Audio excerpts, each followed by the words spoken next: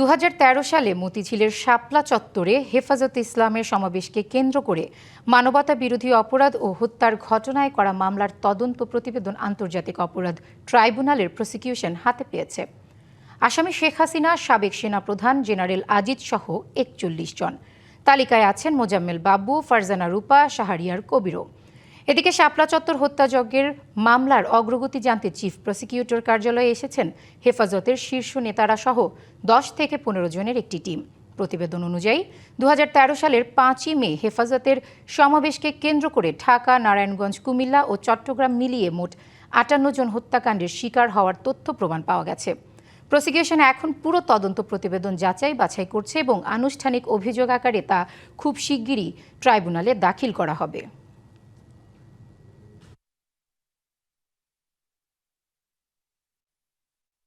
নগদ নিয়ে এলো হার না মানা হার অফার। সর্বনিম্ন 10,000 টাকা রেমিটেন্স নগদে পাঠালে থাকছে স্বর্ণের হার জেতার সুযোগ।